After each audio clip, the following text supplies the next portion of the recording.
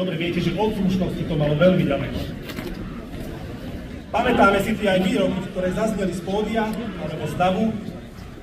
Pamätáme si aj výroky pána Fica, vezmeme palice, lopaty, pôjdeme do Národnej rady, pôjdeme na úrad vlády. Pamätáme si to. Všetko sme počuli. My sme to všetko počuli, aj to, čo bolo na tom pódiu, vtedy, pána Blahu. Všetci sme to počuli, jedine pani Monika Beňová to nepočula, pretože práve vtedy stratila sluch. Ja veľmi pevne dúfam, že jej sluch sa už vrátil a že nás všetkých počuje aj teraz na celom Slovensku, čo im hovorím.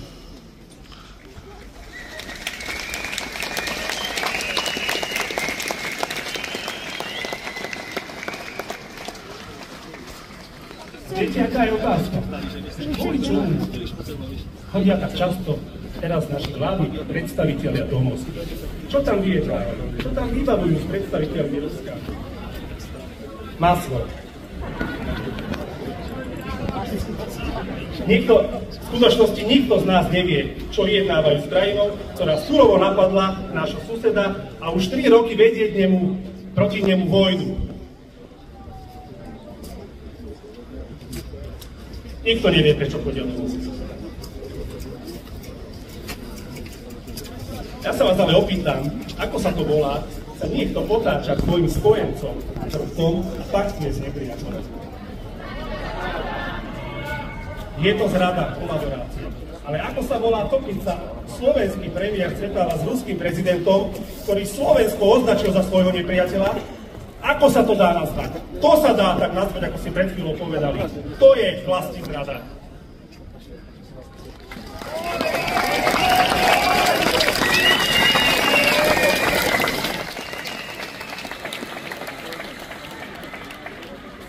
Nevieme, čo tam dojednal, nevieme, prečo tam bol, ale v posledných dňoch...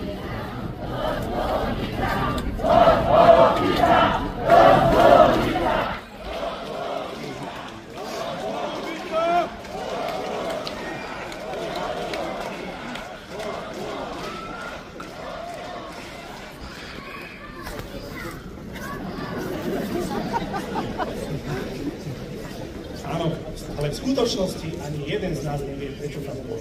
V posledných dňoch to vyzerá tak, že tam bol náš kolega. Že tam bol pre nejaký scenár, o ktorom teraz stále hovorí. Ale viete čo, pán Fico?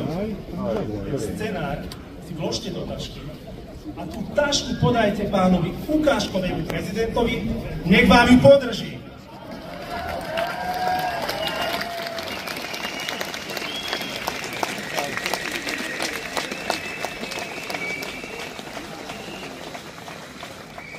Pretože my sa za vás už nechceme viac hambiť.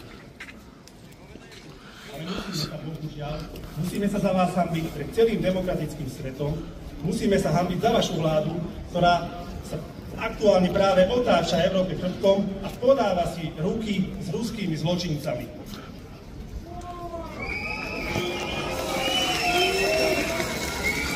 A hambíme sa za vás aj pred našimi východnými susedmi, ktorí ruskí zločinci bombardujú už 3 roky.